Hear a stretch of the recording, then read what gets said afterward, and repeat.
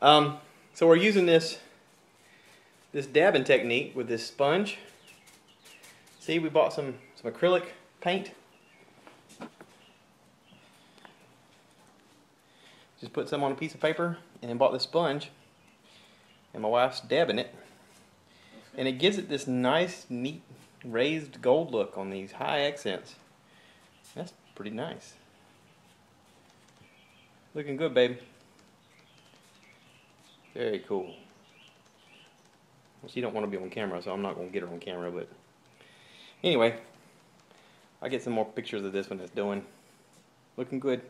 Alright, got an update on the garden here. Got me a little drip hose thing set up with a timer. Got that hooked up again. Put some posts in the ground so I can run some wire across here. We've got tomatoes in this garden here. Planted some more today. I also got lantana on the four corners. And some marigolds along the sides, 3 and 3. Over here, I got some more marigolds planted, some more posts in the ground. Got cucumbers planted, broccoli. This right here, I'm gonna try a little ornamental yellow and orange pepper plant. Planted a manvilla by the back porch. This will climb like a vine. We did it last year and it looked great.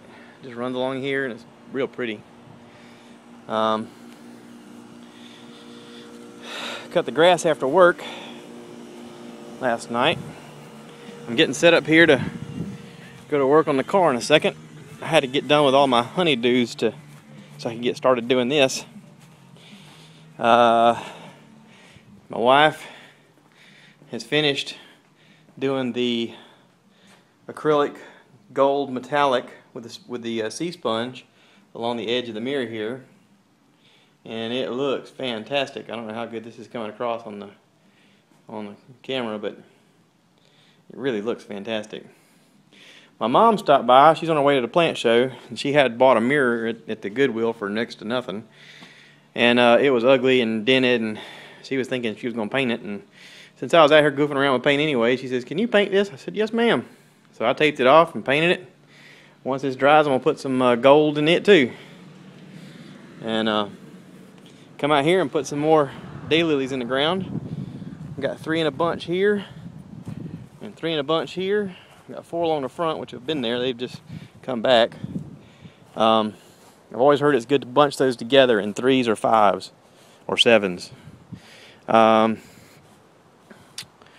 going to be digging these ugly cypress trees up soon and donating them just to a friend of mine who likes them for some reason. They're ugly. I'm not a real fan of those. I trimmed the cherry tree back. This is not a cherry tree that produces fruit you can eat. It's more of an ornamental cherry. But I gave it a haircut. I don't want it blocking up my window here. I don't want no hoodlums standing behind here trying to climb in my window and nobody see them. I also trimmed up these purple bushes. These are real pretty. But anyway, got that all trimmed up. Looks nice. Got those trimmed up. They look nice. I hadn't talked about the crepe myrtle in a while. If you notice here, I've bound them together because I want this to grow as a tree, not a bush. And if you see down here, it has started to do just that. See, it's starting to merge together. That's what I want. I want that to be a trunk. But by the time I'm done with it, it will be a trunk, buddy. These are pretty trees. I love it when they bloom. As far as the top goes, I'm just going to let this thing go wild. I want it to get tall and bushy. The trunks on them are strong. Over here, I planted 3 and 3 on the daylilies as well. I've also got some bulb type flowers that I'm going to put in here. Kind of a surprise for my wife. And our begonias come back. This begonia used to be in the front and it died because it does not like direct sunlight. It burned up and I chopped it off, and as I was chopping it off I noticed some green at the roots, and I thought, you know, I'm going to give it a chance over here on the side of the house that don't get a lot of sunlight. And it came back. Each one of these little pods here is going to turn into a flower, and it's pretty, very pretty.